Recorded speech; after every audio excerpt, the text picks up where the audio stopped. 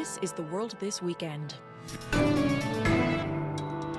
Hello, I'm Stephanie Skenderis. Families of hostages taken by Hamas step up pressure on the Israeli government to bring their loved ones back. I am not in the business of revenge, but I want to be 100% sure, 1,000% sure that my government is doing everything it can to get these people back home. And as Israel continues to strike targets in Gaza, another convoy of aid arrives. I have foodstuffs to deliver as aid to our Palestinian brothers. Also coming up, the challenges with trying to regulate short-term rental apps like Airbnb as concerns about housing shortages continue to grow. People would come in with all sorts of housing inquiries and problems, and one of them was illegal hotels or illegal short-term rentals. That's later, but first. Israel says more than 200 people are being held captive in Gaza, abducted by Hamas and other Palestinian militants. On Friday, there was a flicker of hope after 2 U.S. citizens were released. Families of some hostages say they fear the impending Israeli offensive into Gaza could endanger their loved ones. They want officials to open up negotiations before the violence escalates. Susan Ormiston has that story from Jerusalem. My biggest fear is not to see her again and to be lost. It's hard. Noam Alon takes a deep breath as he tells us about his girlfriend, Inbar Heyman, who was abducted by Hamas militants. And I just want to believe that she is alive, that she is there. We all saw the release of the 2 Americans. I felt hope. I felt like there is hope. Like this is like the first step, but there will be many more. But like many of the hostages' families, he fears sending troops and tanks into Gaza will cut off any prospect for negotiations. And we are all expecting for a deal to happen, that Inbar and all the other hostages will return, and Hamas will get the things that he wants in return. And we believe this is the only way to end the story without risking all the hostages' life. So we must have a deal now. Are you happy with any deal? If she will be alive, yeah, of course. I just want her back. Israel has said no deal and that it would push into Gaza when the conditions are right. But sources suggest the U.S. is pressing Israel to hold back on a ground offensive, allowing space for hostage negotiations. And in a Tel Aviv high-rise, 1,000 volunteers are mounting their own kind of offensive, a campaign called Bring Them Home, says Ophir Hanan. So as you can see, these are our headquarters. This is our safe haven that we've created for the families of the hostages and missing persons. We all just kind of couldn't sit and wait for the situation to change. There are doctors and counselors, social media creators, and experts in negotiation. We have a diplomatic room, which is, there we go, I can open it, filled with former diplomats and ambassadors, and they're trying to work with their connections around the world. A hive of activity with one sole ask from the families, says logistics coordinator Sarah Dolami. They said, we don't need nothing, just let us know that something is going on, that there is some progress, that there is something, and they want the world to know what happened. Hundreds gathered tonight in front of the Israeli president's home in Jerusalem, holding up large pictures of those abducted by Hamas and other militant groups. With a clear message, says Shira Ben Sasson, hostages first. I am not in the business of revenge, but I want to be 100% sure, 1,000% sure that my government is doing everything it can to get these people back home.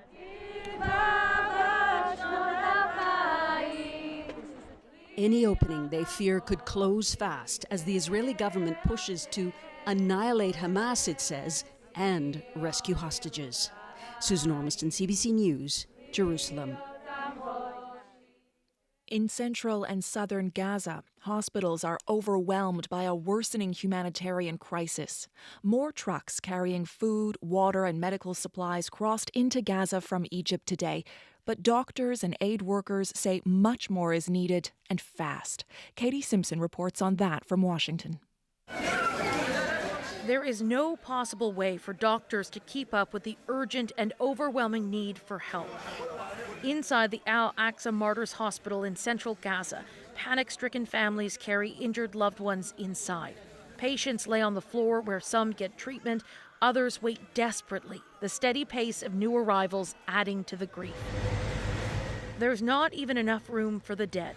In the morgue, the bodies of 2 children, siblings, are so small they share a gurney. Their names written in marker on their legs.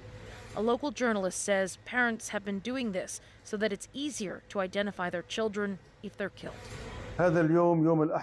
Today, Sunday, was a bloody day, says Dr. Iyad Isa Abu Zahir, the hospital's director general.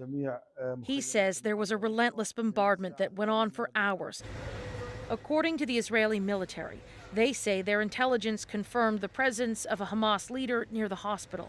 In a statement to the BBC, an official said the Hamas leader had given orders to fire on Israel from that area. As the fighting continues, Gaza's humanitarian crisis grows more urgent.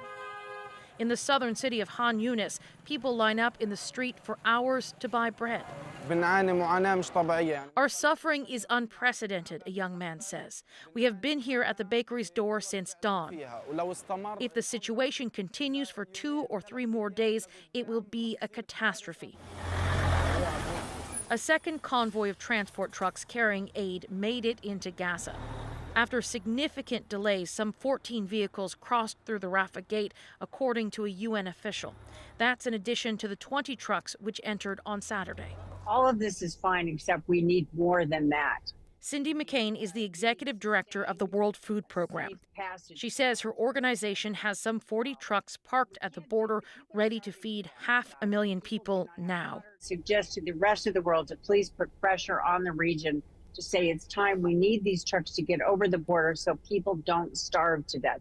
Aid and ensuring there's a continued flow of assistance was discussed on a call today between U.S. President Joe Biden and Israeli Prime Minister Benjamin Netanyahu.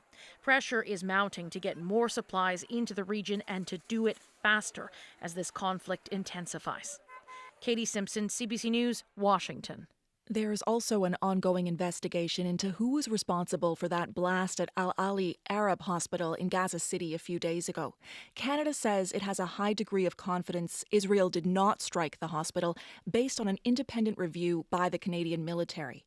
Defence Minister Bill Blair says an errant rocket fired from the Gaza Strip is the most likely scenario.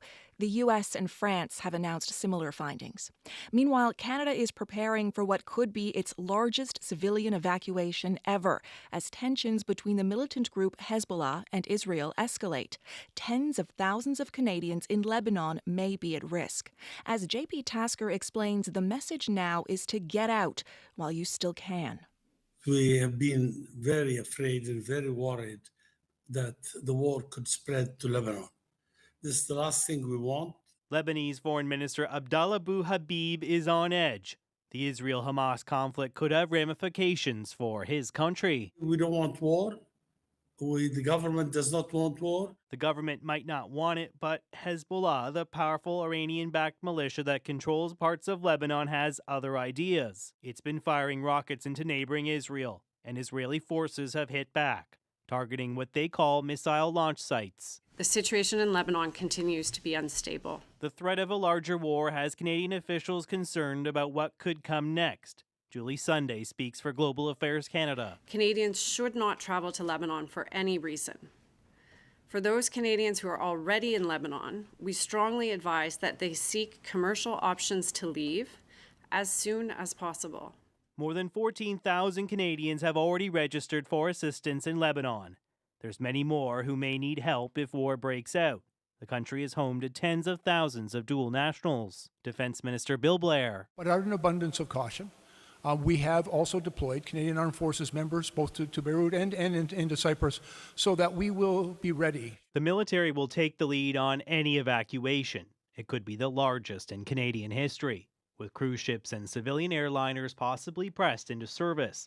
Major General Darcy Molstad. We are making plans and preparations and coordination to be prepared to react if we have to, so that we can do it quickly in order to save Canadian lives if that should occur. Canada's been here before. lifting some 15,000 citizens out of Lebanon in 2006 as war raged with Israel, a costly and controversial maneuver. Now the question is, should Canada foot the bill for that completely as it was done before? Louis Delomier was Canada's ambassador to Lebanon at the time.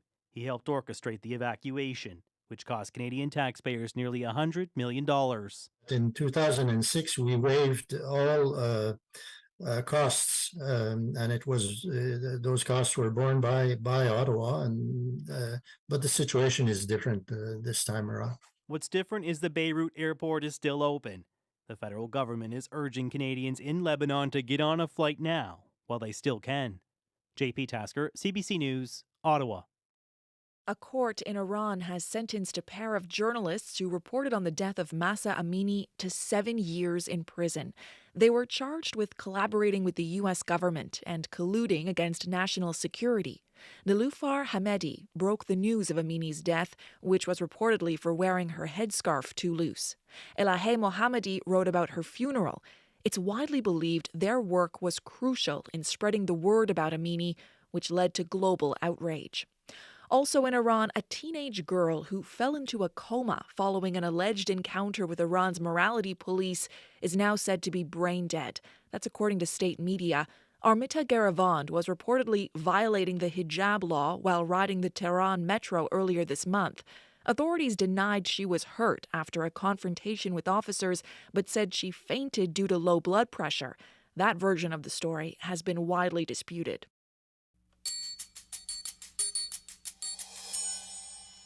Hundreds of workers at the St. Lawrence Seaway went on strike overnight, halting the traffic on one of the world's most heavily used international trade routes. The union, Unifor, said it was unable to reach an agreement with the employer despite negotiations. Jennifer Yoon tells us what's at stake. Millions of dollars worth of cargo, like grain and iron ore, make their way through the St. Lawrence Seaway every day. But not anymore. Just before the stroke of midnight last night, port workers at the Seaway walked off the job. Now the artery, normally full of ships ferrying cargo shipments between Montreal and Lake Erie, has been paralyzed. The union says it wants higher wages for workers. Jason Rogers has worked at the Seaway for over 27 years. Now he's the union president for engineers, technical staff, and supervisors at the St. Lawrence Seaway. He says the salary has just not kept up with workers' basic needs. We've seen some employees leave the Seaway due to salaries and conditions. We're having a bit of trouble hiring as well because of that. The St. Lawrence Seaway Management Corporation says it can't raise salaries without raising shipping fees. Jean-Aubry Morin speaks for the corporation. It could have a dramatic impact on the economic, increasing the cost of moving these goods and impacting the economic flow dramatically. According to the Port of Montreal, the Great Lakes and St. Lawrence River maritime ecosystem serves 75% of Canada's manufacturing capacity, and any breakdown of supply chains will harm Canada's economy. Grain is a particular concern, says Jean-François Villoux with Clear Seas. There's harvesting season right now in the prairies, and most ships will carry a lot of grain, both for national and international markets. There's also concern about the impact the strike will have on small businesses in Canada. Yasmin Gwinnett with the Canadian Federation of Independent Businesses says they're already feeling the pain on day one. If you are waiting for your products to come in, if you're waiting for any shipment, already you're feeling the impact. And obviously, the more a strike like this lasts, the greater impact businesses will feel. Gwinnett wants the federal government to step in and make sure the St. Lawrence Seaway remains fully operational while negotiations continue. Both Federal Transport Minister Pablo Rodriguez and Labor Minister Seamus O'Regan posted on X today, urging the parties to get back to the table and reach an agreement as soon as possible. But with talks at an impasse, it's still unclear when ships ferrying goods will be able to pass through the Seaway again. Jennifer Yoon, CBC News, Montreal. Governments around the world are spending trillions of dollars on green initiatives, but only a small fraction is going to Indigenous-led projects, including in Canada. That's according to a recent report by the UN Special Rapporteur on the Rights of Indigenous Peoples. And the UN says Indigenous peoples are disproportionately affected by climate change. Katrin Pilkington has more from Whitehorse. The most biodiverse and best preserved lands, forests and shores in this planet are those that have been stewarded by Indigenous peoples. Speaking to the UN Council on Human Rights, Jose Francisco Caletsai says world governments are failing to see Indigenous peoples as equal stakeholders in the climate crisis. The UN Special Rapporteur says investing in Indigenous land stewardship programs is a proven strategy to mitigate the effects of climate change. Indigenous people's scientific knowledge is critical to solving the biodiversity loss and climate change crisis. Since 2015, the federal government has allocated $100 billion to clean growth and climate action. First Nations, Métis, and Inuit stewardship programs have received less than 1% of that. Chief Sean Smith of the Kwanlin Dun First Nation oversees a stewardship initiative in the Yukon. He says the current level of funding is a drop in the bucket compared to what's needed. They say First Nations are going to help lead us. First Nations are going to help us with dealing with climate change and the impacts of that. But do they put that into their practice? Brandy Mays helps lead Kwanlin Dun's Guardian initiative. She says the timelines and parameters tied to the federal funding do not reflect the amount of work that is required. Whether it be in the fisheries or the compliance monitoring, everything from fish biology to traditional knowledge to, all about the animals, the plants. You're doing water sampling and soil sampling. It's like it's very, very centered around what they want from you. Tsai says effective ethical climate action must include Indigenous leadership. Financial decision makers have a crucial role by demanding protocols to ensure Indigenous people's participation before approving investment for green projects or programs. The federal government has pledged to spend more on Indigenous-led stewardship programs in Canada. Katrin Pilkington, CBC News, Whitehorse. Short-term rental apps like Airbnb are seen as an easy way for homeowners to make some extra cash. But as more and more Canadians struggle to make a down payment on a house or find an affordable apartment to rent, Airbnb is being blamed for contributing to Canada's housing affordability crisis. Sarah Levitt reports on how some cities are trying to regulate short-term rentals and the opposition they're facing.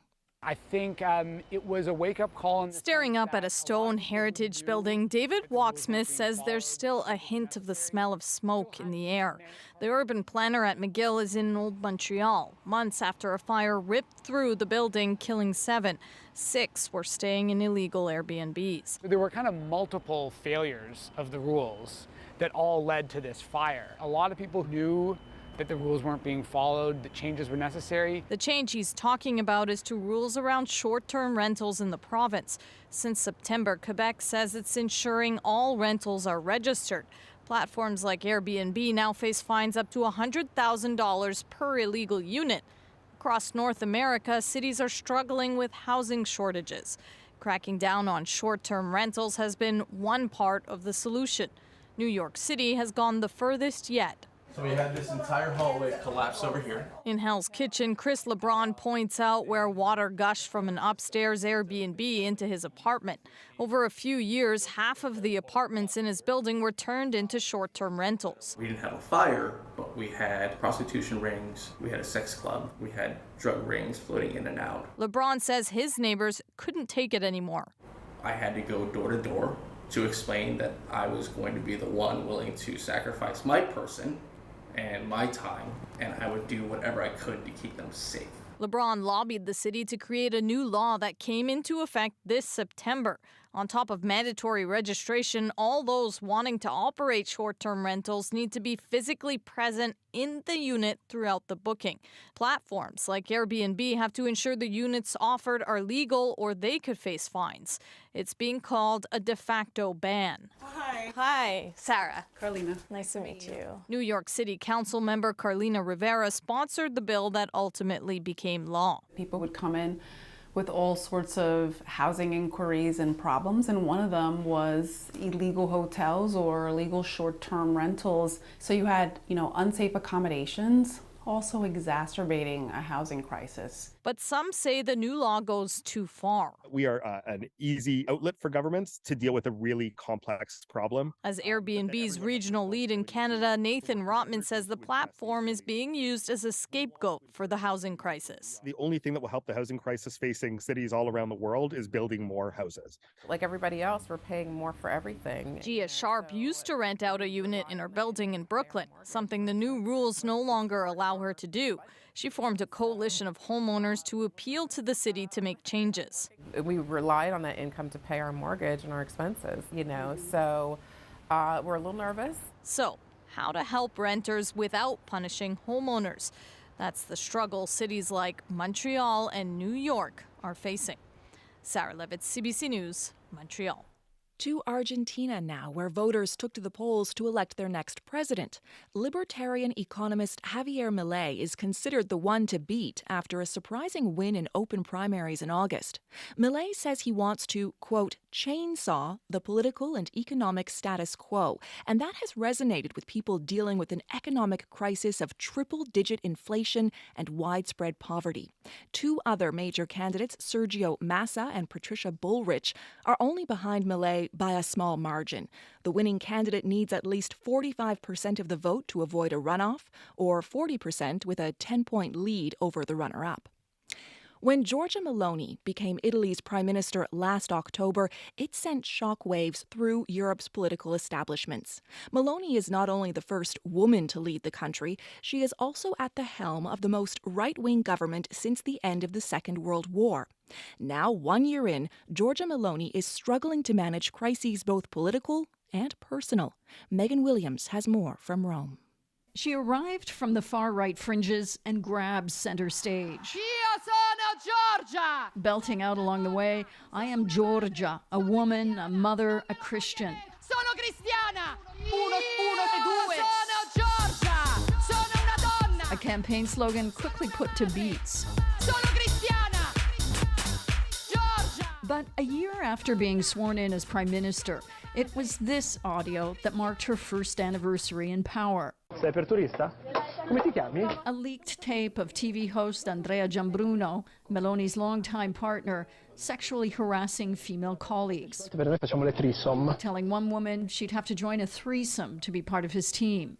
After the tapes were broadcast on Friday, Meloni announced their relationship was over. Her situation provoked sympathy, even among Italians opposed to her politics that have targeted migrants, LGBT parents, and the press. È che lei si è trovata nelle condizioni di molte. I felt for Meloni because she had to deal with what so many powerful women do, male partners whose bad behavior undermines them, says Valentina Benedetti. Benedetti runs a center in Rome that gives legal advice to women harassed or abused. But she says the problem with the men in Meloni's life extends beyond the personal. Lei è una donna con grosso carisma, però il suo entourage è tragico. She's a leader with great charisma, says Benedetti, but the men who surround her are underwhelming. Tipico uomo maschilista patriarcale. It's a view widely shared by political observers who say Meloni has turned out to be a steady leader, but with an inner circle of unreliable ideologues. Add to that Italy's massive debt and one of the lowest birth rates in the world, says political expert Giovanni Orsina. It's difficult for this government to bring about the positive change the country needs. The possibility that this government ends up lasting 5 years, but running after the emergencies, I think this is likely. Way more likely than any far-right initiative. Italian governments are historically short-lived, lasting just over a year. But with a divided opposition and persistent political fatigue, observers say Giorgia Meloni, mostly on her own as the leader, and now at home too, may just outlast them all. Megan Williams, CBC News, Rome.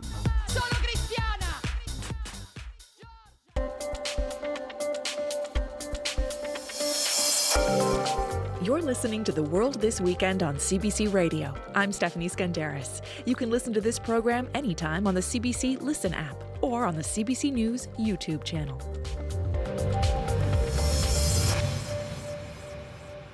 Cindy. Linda, Christy, Naomi, you know who I'm talking about. 4 of the supermodels who transformed the fashion industry in the 90s. A new streaming docuseries paints a glossy portrait of their rise to fame. But as Jenna Benchitrit tells us, it also leaves out some ugly truths.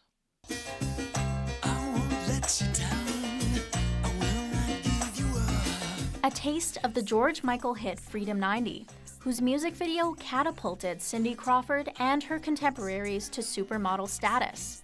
Crawford recalls its impact in docuseries The Supermodels. All of a sudden, we were the physical representations of power, where the fashionistas reflect on their legacy and show just how carefully they've crafted one. As these women were able to control their images so much in the 90s, I'm sure they did not let go of that skill and that capability with doing this docuseries. Culture critic and former model B. Kwame says this snapshot of the supermodel era only goes skin deep, a testament to their celebrity power. I still think we were seeing it through a very curated lens. From the MTV show that made Crawford a household fixture. Hi, welcome to House of Style. I'm Cindy Crawford and I'm freezing.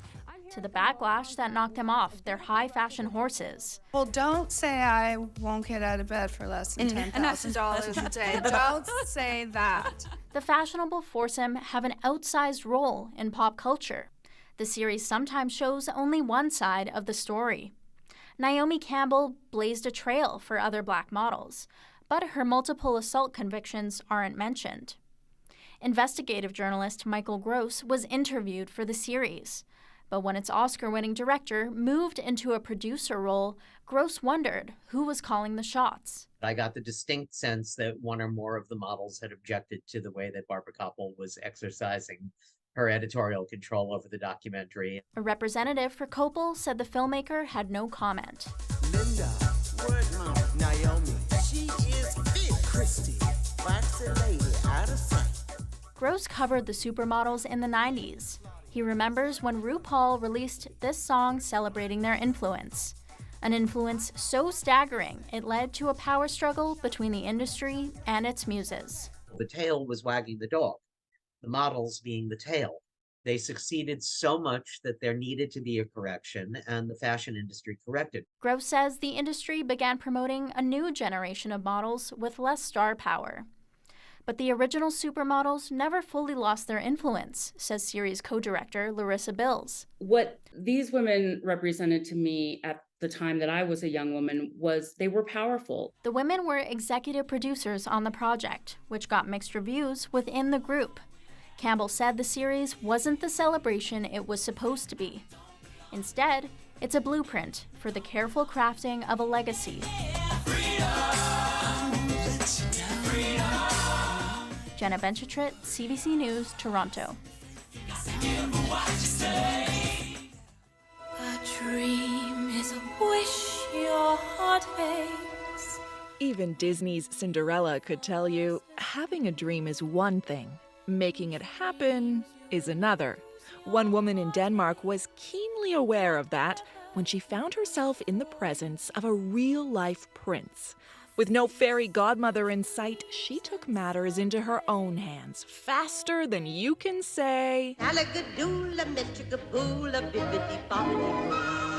The location? Christiansborg Palace, Copenhagen, last week. The occasion? The 18th birthday party of Prince Christian, second in line to the throne.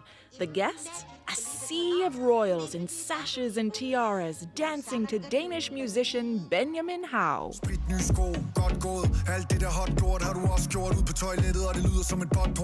So, how to stand out from the crowd? The Cinderella of Stephen Sondheim's musical Into the Woods figured it out. You'll just leave him a clue. For example, a shoe. And then see what he'll do. What he didn't do was tested on the foot of every single lady in the land. What he did do was posted on Instagram. A photo of a single glittering stiletto, not glass but gold, at the top of a staircase, with the question, is it Cinderella who forgot her shoe last night? And now the mystery is solved. Hi, Franz Carsten. That's 18-year-old Anne-Sophie Tornse Ulesen saying, "Hi, Prince Christian, it is me." She's the daughter of a wine merchant who won a ticket to the ball in a raffle. And like Whitney Houston and Brandy in the 1997 version of Rodgers and Hammerstein's Cinderella, she decided anything was possible.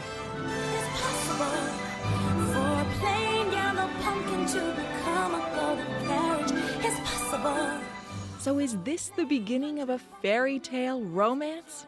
That's unclear. Anne-Sophie might be more interested in making her own happily ever after.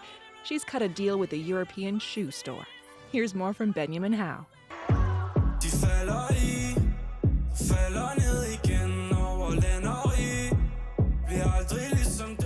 This has been The World This Weekend. I'm Stephanie Skandaris. Thanks for listening.